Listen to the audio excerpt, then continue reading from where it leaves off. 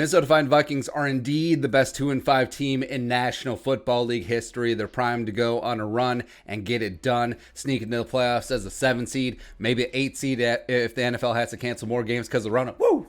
Getting it. So welcome on in the low-energy Detroit Lions. Matthew Stafford, will he play? Won't he? Don't care. Absolutely do not. So Matt Patricia, the rocket scientist, Darrell Bevell, why didn't you run it from the one with Marshawn Lynch, the offensive coordinator? Oh, also former Vikings offensive coordinator. The good old days with Favre, but it's whatever. Vikings are going to blow the doors off the roof, whatever. They're going to beat down the Lions. Here are 5 keys for the Vikes to get it done on Sunday. Key number 1, DALVIN's got to lead the way. Again, he is the face of the franchise. The reigning, defending NFC Offensive Player of the Week is going to rack up and stack up a ton of yards yet again. Lions are 31st in the NFL in terms of rushing touchdowns allowed with 11. Also, DALVIN is leading the NFL in scrimmage touchdowns with 11, including 10 on the ground. Vikings offensive line getting a little bit of swagger up front. You love seeing it. Ezra Cleveland, maybe he is going to be the right guard of the future. I'll take it. As long as Penny Sewell's the left tackle, it's fine. And the offensive line should be able to make some hay up the middle. The Lions linebackers are a little bit dinged up, as well as one of them's on COVID protocol. Plus, Danny Shelton, Deshaun Hand, and company up front. They ain't Snacks Harrison. Seahawks practice squad legend, Snacks Harrison. I hate that, right? So, run the ball with DALVIN again. Control the clock. Control the game. DALVIN goes for 102 tutties. Anyone shocked? Nah, it's going to happen. Next up, key number 2 for the Vikings to beat the low-energy Detroit Lions. Stretch the Lions vertically. All right, so Patricia and company, they're not dummies, so they know that 33 is where the bread is buttered on the Vikings offense. So they're going to stack the box, do whatever they can, sell out, just try and stop DALVIN. Probably going to have strong safety Tracy Walker in the box more than he already is, leaving Deron Harmon as a single high safety quite a bit. And the Vikings, like we outlined yesterday, need to stretch the hell out of the Lions secondary, get vertical, get play action. You're indoors, you're back at it, you're not in 25-mile-an-hour winds like you were in Green Bay.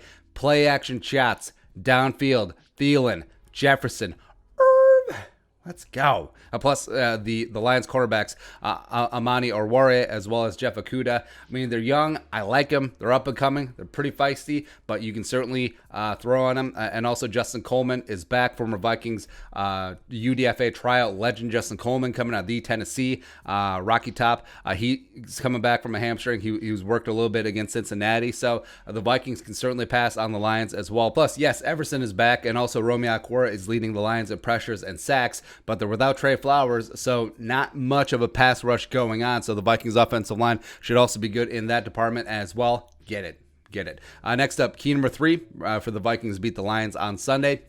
Other side of the ball, get pressure with 4. That's right. So the I don't care who the quarterback is. Stafford with no practice, coming off of COVID on Sunday morning. Backup Chase Daniel. And no, he is not a Vikings killer. He was just a guy who was there week 4 for the Bears last season. David Bling Blang Blah, who the Vikings got after in the second game against Detroit last year. Sure, I don't care who's under center. They just have to get after it. And the Lions offensive line has allowed 80 pressures and 19 sacks this season. Main offenders have been the guards. So rookie Jonah Jackson, my guy in the draft, pride of Ohio State, as well as big free agent signee Big V, Vitae.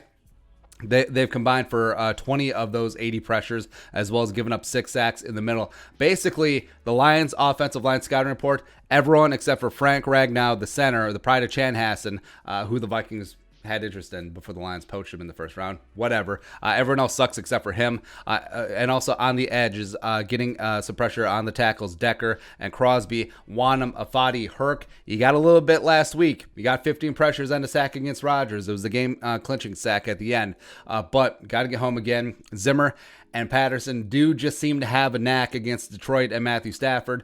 So in the 12 games since Zimmer took over in 2014, they've pressured the Lions quarterbacks 194 times and sacked them 43. So they can get after it. Has to continue again on Sunday.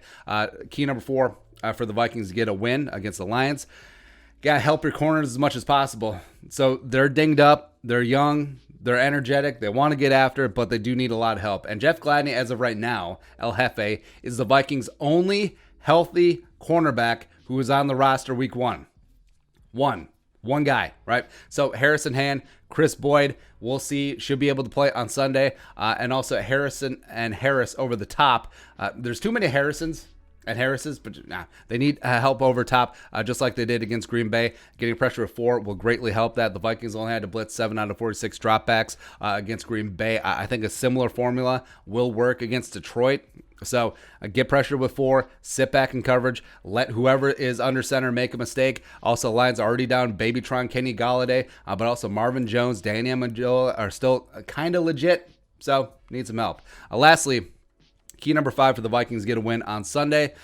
Got to go for the throat, Zim. Now, I was going to say sweep the leg, except that might be too literal, especially in a contact sport. So the theoretical go for the throat, like not talking about Woody Hayes, but just like go for it. The Vikings are 4-point favorites, and despite the records, Vikings 2-5, Lions 3-4. The Vikings are a far superior team in terms of talent as well as momentum, and also this game is like a 2-foot putt on a flat lie. Like should be. Except these are the ones that you get inside your own head, and sometimes you choke. And the Vikings 100% should win this game going away, but they've struggled in spots like this before. Sometimes they struggle against teams that they absolutely should beat. So, Zimmer, get your team emotionally down from the big-time win in Green Bay and get ready to beat a bad Lions team. It is still a division game. It is still at home. You have not won at home this season, so get it done. Get up early. Stay aggressive. Leave no doubt. No mid-game, oh, they're coming back. No, none of that. None. A good team wins this game by a field goal. A great team wins this game by 3 scores. So what are you? What are you going to be?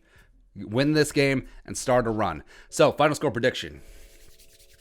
So usually we predict it pretty close. Got a good feeling about this one. I think this team is in the right state of mind. I think they understand that there's zero room for error given the way that the season started. I think the Vikings win. I think they win big. Give me Vikings 37, Lions 13, blowout win, and we're on to Chicago. Monday Night Football. Dun, dun, dun, dun. Taking back the North. Let's go. All right, but your thoughts, keys for the Vikings to get a win on Sunday against the Lions. Let us know in the comment section below. Subscribe for daily Vikings takes. Want to support that work, pull some of the Venmo. But until next time, Skol, production value.